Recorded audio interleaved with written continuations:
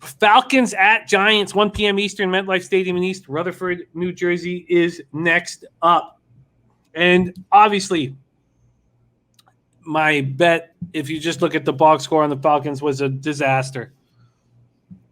But I still like it.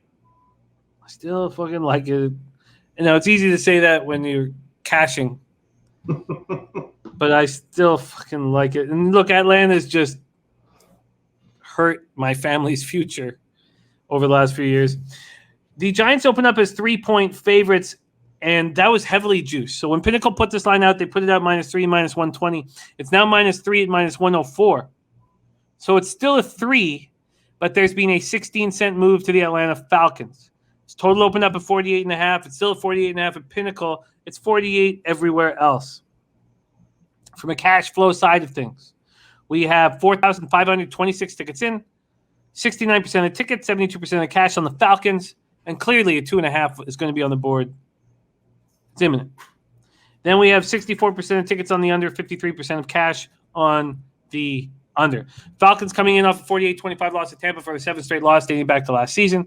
With 10 minutes left in the game, they were down just 3 points before Matt Ryan fell apart.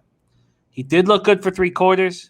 On the day, he went 35-46 for 300 yards, 2 touchdowns, and 3 interceptions. Kyle Pitts looked very good. Second career start, caught 5 passes for 73 yards. Calvin Ridley, 7 for 63 and a touchdown. They couldn't move the ball on the ground. 55 yards off 20 carries. I thought that Mike Davis was an upgrade when we were capping this in the offseason. And Babano, it was like, okay, sure. I mean, is he an upgrade off of Gurley? Okay. But he's not. He did not trust him as a running back, RB1. And Babano looks very right at this point. 9 carries for 38 yards. He's got to step up. A.J. Terrell, concussion left in the second half. He did not return. He's in concussion protocol. Giants come in with extra prep and rest. That's a tricky thing to cap. 30-29 loss at Washington on Thursday night. Daniel Jones, 22-32 for 249 yards, 1 touchdown. Ran 9 times for 95 yards. Sterling Shepard led the receivers with 9 catches for 94 yards. Darius Slayton added 3 catches for 54 yards and a touchdown. Saquon Barkley looked much better after his dismal week 1, but still 13 carries for 57 yards. Their defense couldn't get any pressure on Heineke. They got 1 sack. Bradbury had a big interception late. Graham Gano has had 35 consecutive field goals. That's impressive. Offensive lineman Nick Gates cut it off with a broken leg. So he's normally a center. He played guard on Thursday and broke his leg because Shane Lemieux's on the injured reserve. Linebacker Cam Brown and tight end Evan Ingram are listed as questionable. The last game I thought was very difficult in Patriots Saints, and this one is no different. Bebsie, Falcons, Giants, take it away. Yeah, look, I can't in good conscience lay money with either of these teams.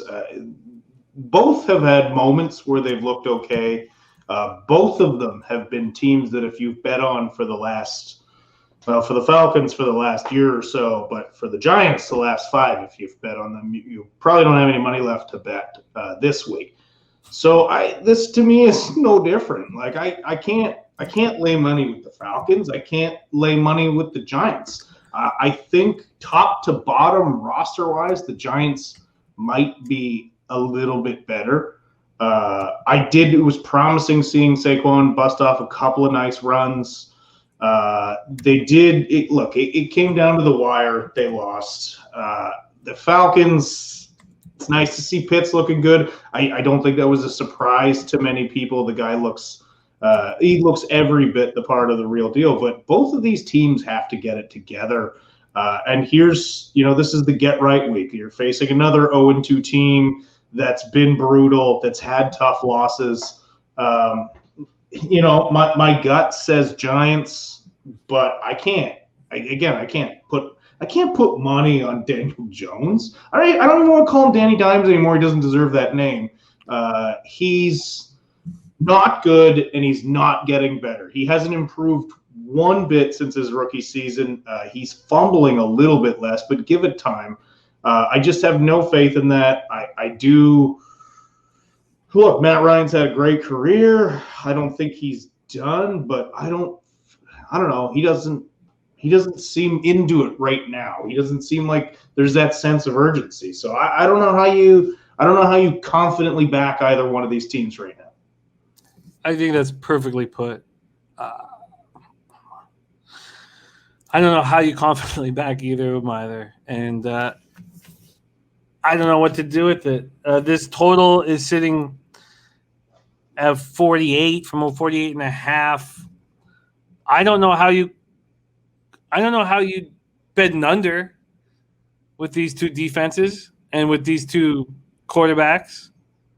Not that either of them will put up 4 touchdown passes, but pick sixes could be in business. I mean, I think the over is a very interesting look here. Where was the cash flow on this again? We've seen it drop a half point. We have 64% tickets, 53% cash on the under. I mean, don't you think the over would be in play here? You're counting on Daniel Jones to put up some numbers to hit your over, unless you're hoping he's throwing pick sixes. I believe in Matt Ryan putting up some numbers, but again, Babano's right to think Mike Davis is a marginal upgrade from Gurley. He's never been a number one.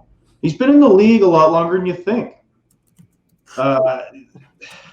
I don't know. This is a stay away game for me. If you want to carelessly toss money at it, go ahead. That's your choice. I can't do it though. Oh, fuck. Oh man, I made a pact with Birdie that, and you remember it because you've seen how much money I've lost on the Falcons over the years, that I wouldn't lose money on the Falcons this year, and I lasted for a week. I bet him on one full week. You lasted. One and week. Then you're like, nope, the curse is broken. Stop, for all of our sake. And Slatsy says, Birdie, come over the top, take Giants, teach Jimmy a lesson for lying to you. Come on, it's not lying. I'm a fucking gambler, man. I got an itch that needs to be scratched, Slatsy. All right. I got to stay off this spot right now.